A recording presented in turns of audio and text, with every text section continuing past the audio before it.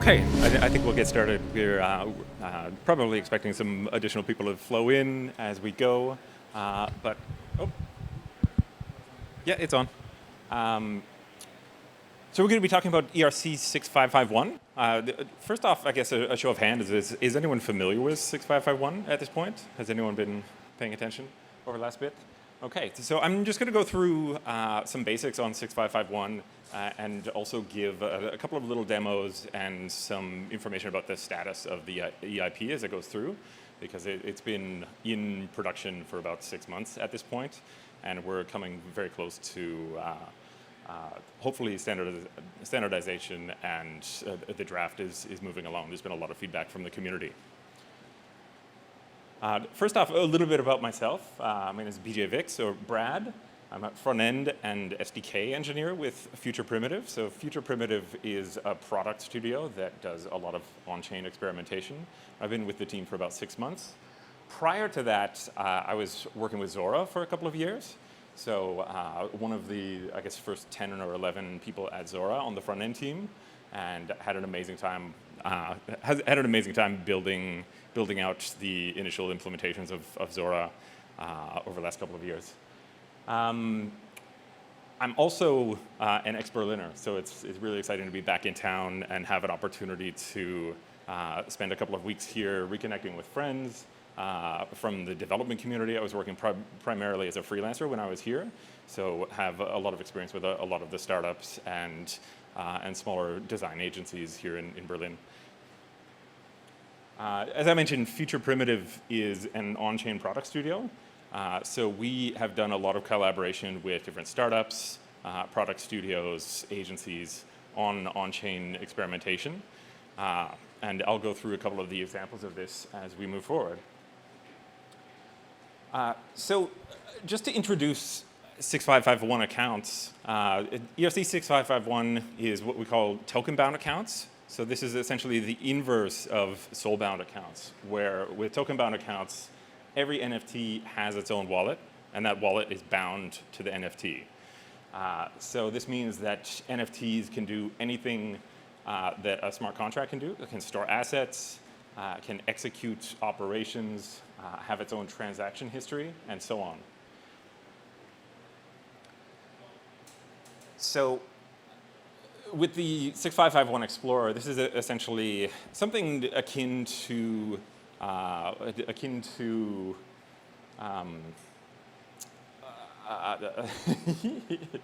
it's kind of akin to the not OpenSea, but excuse me. It essentially lets you view and interact with ERC-6551 accounts through the website, so you can take any kind of on-chain actions that we have enabled on the website itself. So just getting into some of the implementation details of 6551 from the start, we would have a typical EOA that owns a number of existing tokens, 721s here, token 123 and 456. And this 6551 essentially implements a registry that registers all of the okay, we're having some technical issues here. Sorry, maybe it fell asleep. The TV turned off, actually. Oh, is it the TV? Yep.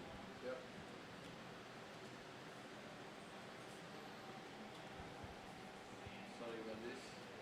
No, it's all good.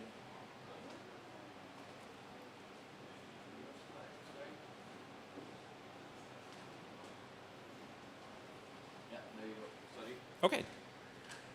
Yeah, so in effect, the registry is a registry of these accounts that can be used as the kind of the canonical reference for all of these accounts. And this makes it so that the registry is available to, say, indexers, so that not just the NFTs themselves, but the accounts can be surfaced through any kind of interface like OpenSea. So just as an example, as we walk through here, these accounts, when they're deployed, they are essentially acting as proxies, 1167 proxies on the account implementation. So each NFT can have more than one account as well, based on a number of factors: the token ID, the contract address, salt, and an implementation address. So each NFT can basically have different accounts, potentially depending on what account implementation is attached to it. This allows for an NFT to, say, have a gaming implementation for a specific game, or any other kind of interface with an external application.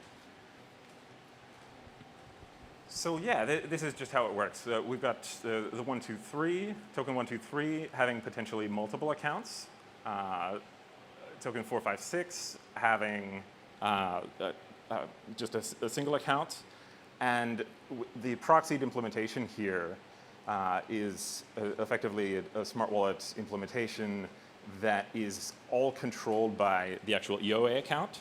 So you would typically log in using MetaMask or Coinbase Wallet or whatever wallet you're using, and that essentially gives signing authority to the account over these accounts. It delegates control. And I'll just walk through some of the code, the interfaces here. As I mentioned, the registry is kind of the core implementation, where you have the ability to read the account implementation. So the concrete implementation, chain ID, token contract, token ID, and a unique salt. And when you create an account, you can essentially deploy an account to that address. So these are inactive at first, but they're deterministic addresses, so they can all be predicted ahead of time. And this allows a number of different kinds of functionality. I'm going to look at the account implementation here. First off, a couple of things. One is that it's able to receive Ethereum assets, like a typical wallet. It's able to provide a readable account of the actual token that's associated with this specific account. It manages state. So one of the unique things about 6551, with it being a wallet, that means that the assets within the wallet can change on a regular basis. So it kind of introduces this concept of stateful NFTs, and it requires a little bit of extra work on the part of anyone indexing or displaying the information to ensure that the accurate state is represented, and there are all sorts of potential complexities to how you might deal with those accounts in an interface. The other function here is a new one called isValidSigner. So this is kind of a replacement of what we had previously, which was an owner function. And this essentially demonstrates or provides information about whether the person who is calling a function execution on the account has permissions to do so. And then this is something that is new in the latest draft of the EIP. There was a lot of feedback from developers that the execution interface that we had implemented as part of the account implementation previously was a little bit too limiting and too cumbersome to make use of. People wanted to use existing implementations of execution interfaces themselves. So this essentially means that we have kind of a reference implementation of the execution interface called execute that anyone can make use of out of the box. But the execution interface is also very plug and play. So if you want to make use of your own implementation, you can definitely do so. So some quick case studies here. This is the project that I joined Future Primitive to work on at first. This is a project by Jeff Staple and Stapleverse called Sapiens. So Sapiens was kind of the brainchild of the Future Primitive team starting about a year ago, where they started examining the question of what would be required to make it so that an NFT can essentially dress up itself. Stapleverse and Jeff Staple, like they're working on a streetwear brand called Staple Pigeon, essentially. And there's a really active community on Stapleverse dealing with, that are obsessive about streetwear, shoes, shirts, etc. So they came up with the concept of sapiens, where you have these core characters as NFTs, and you're able to configure the actual fit and the look of the NFT using a set of owned assets within a 6551 wallet that allows the user to kind of configure what they're wearing on a day-to-day basis and save the metadata of that to the chain. So you can see here, this is essentially the same NFT, but it's been reconfigured to have this bird in the hand. And then likewise, these characters have been dressed up specifically with these different fits, jackets, helmets, backgrounds, etc.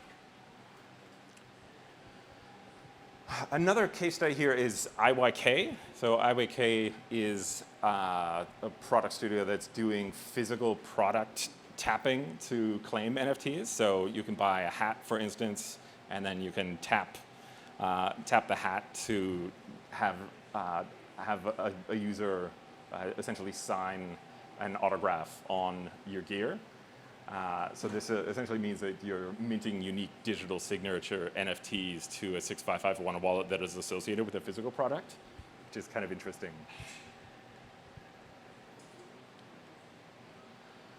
Some other case studies. Lens is in the process of integrating 6551 into their platform so that NFTs can be essentially users of a decentralized social network. So the username itself can own assets, and you can interact with that wallet on Lens and send transfers and make use of the wallet for any kind of on-chain actions as the Lens user. We get a lot of questions about 6551. People saying, like, isn't this just a copy of another implementation, or doesn't this just implement existing behavior in a slightly different way? We would say yes, but there are some things that are unique to 6551 that we think are really, really beneficial, and the implementation is quite elegant. So a few of the design criteria getting started with 6551 were, one, that it works with all existing NFTs. A lot of the implementations that are out there, like 998, for instance, do not work with existing NFTs. And there's this whole ecosystem of NFTs that have been in the wild over the course of the last 5-6 years. So it seemed like a non-starter to us to not enable them to participate, essentially. Design criteria are that these wallets need to be able to hold ERC-20, 721, or 1155 tokens, and any other kind of token. Like these are basically first-class citizens in the Ethereum world. No wrapping contracts. This was a big one for us in the sense that wrapping contracts essentially make it so that anyone who's integrating with the contracts needs to implement it on the other end oftentimes as well, and it just makes it so that there's a lot less flexibility. A big key is that it works with existing platforms like OpenSea, MetaMask, Etherscan, etc. So one of the things that I was really excited about when I first got started with Future Primitive was just the realization that these wallets are the same as any other wallet, essentially. So all of the tooling that has been built out in the NFT ecosystem for, say, owned assets for an address and so on, you can fetch those from Alchemy, and it just makes it super easy to slot into the rest of the ecosystem and get started with development. And just generally speaking, fully decentralized. So the NFT has full custody and is making use of other standard implementations so that we can take full advantage of the fact that a lot of great work has already been done. Another big question we get on a regular basis is, like, why a singleton registry? Like, wouldn't it make sense to have a number of different registries and for people to come up with their own registries and their own implementations of this? So there are a few key reasons for this. One is these are counterfactual accounts. So this essentially makes it so that because of the deterministic addressing, these accounts can receive assets before the account itself has actually been deployed. So it gives a lot of flexibility to creators to say like pre-mint to certain addresses and allow people to claim from the address and so on. Trustless deployments. Kind of the key here is that the wallet and the wallet signer is the only trusted actor on this account. So this also means that if you transfer an NFT, you also transfer authority over any kind of execution to whoever is the recipient of that NFT. Another key here is cross-chain compatibility and execution. So this essentially means like the deterministic addressing is also active on all EVM compatible chains. So the address is going to be identical, and that essentially means that the NFT is capable of performing signing executions not just on the Ethereum network, but also on any other EVM compatible network at the same address. And a really big key here is that there's a single entry point for third parties.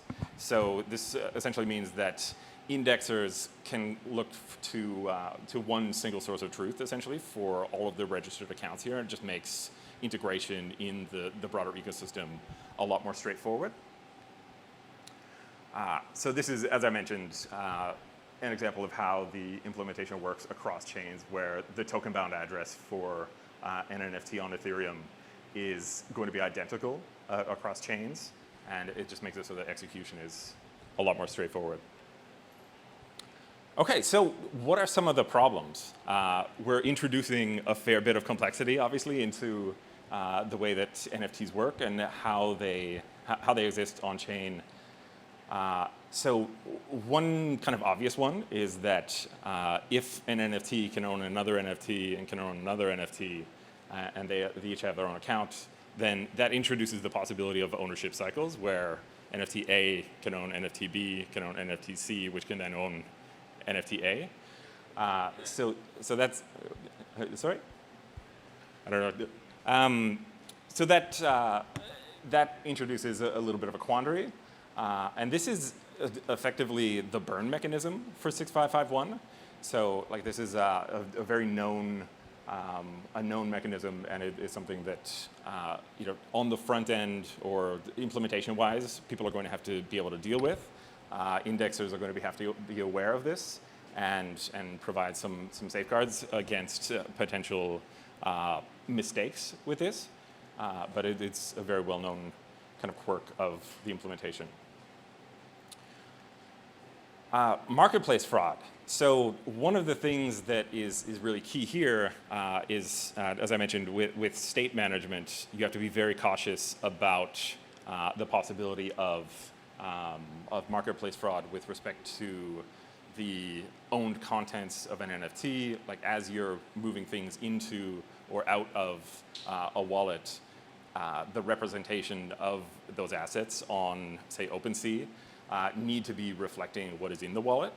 So this is something that Jaden, our developer, has been very conscious of, and it's something where the representation of state needs to be managed very carefully by front-end integrators, and we're going to be providing a set of safeguards and recommended practices for anyone who's implementing the standard.